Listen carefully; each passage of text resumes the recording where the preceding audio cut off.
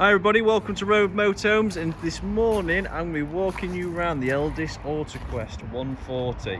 This one is a 2010, 42,907 miles. It is built on the 2.2 litre chassis, so we know it's going to come with that renowned Peugeot timing chain, saving them repair costs and obviously maintenance costs. It has got a solar panel already fitted, which you'll see the solar controller from the photos taken. But looking like we've got the 15-inch alloy wheels all round.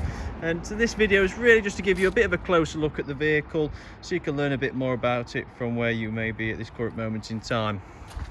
So obviously down the passenger side, we've got the cassette for the toilet, we've got the heating vent for your Truma boiler. This here is where you're going to plug the vehicle in and where the leisure battery is stored. We've got the fresh waste tap down below there as well. Water inlet just there too to fill up your water tanks. We've got a gas locker which I've opened up so you can see we can get two 6-kilo bottles in there quite comfortably, saving you have to top up on gas as often. We do have the tow bar fitted. We've got a 2-bike bike rack on there as well. Reversing cameras down at the bottom. There needs a new bracket on it. So looking all around the vehicle, for a 2010 now being 14 years old, I can say it's aged very well, both internally and externally. Now that's going to be with the help of the previous owners, obviously taking good care of it, but nonetheless it has aged particularly well. We've got additional locking devices, we've got the fly screen on the door as well, we've got the Fiamma F45S canopy that runs along the top, and I think that's pretty much for the outside about it. So if I pop on inside then, show you the internal layout. Now we do have an end lounge in this motorhome, and I'm going to zoom the camera out so you can get a view of everything without me being in the way. We've got the electric step switch and your main master switch as we walk through the door. Into the cab we can see it's nice and tidy, all the plastic trims are nice, steering wheel good condition, all around the door cards with the electric windows and mirrors. Reverse camera monitor up at the top, got the map reader in the middle, an upgraded head unit on there, as well as we've got a particularly nice little amount of storage up top as well. We can keep close to the cab, making life nice and easy. All-in wind out tool in its holder just there. Into the kitchen, you can see it is a well-equipped kitchen.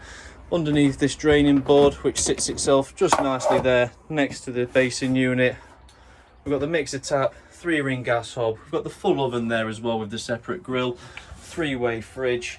It's got some nice light in here. We've got windows we can open in the kitchen. We've got two 30-volt power up high, and these nice deep storage lockers up at the top with your plate holders and cup holders in there.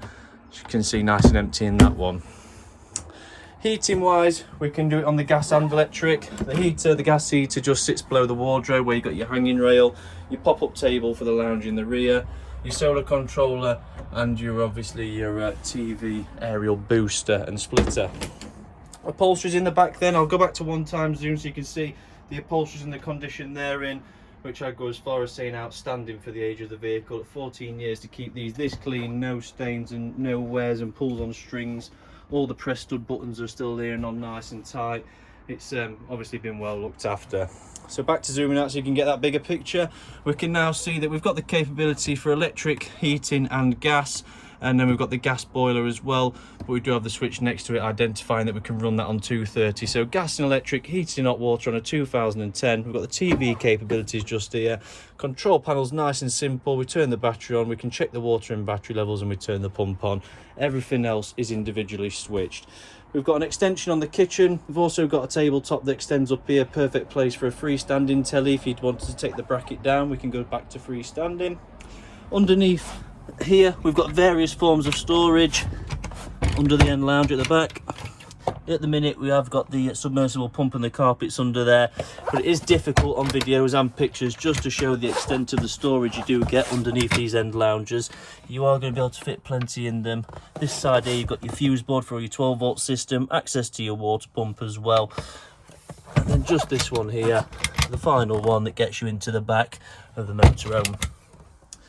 To set the bed up in the back, all we want to do is pull on this and the lats will come all the way down right to the very end, to which then it's up to you. You can pull it all together. We can use this end lounge as two singles. I'm 6'2" and I get on here comfortably with space either end, or we can obviously it's not a lot of effort, you just pull the lats out, shove the cushions in, and you have a really large rear bed in here as well.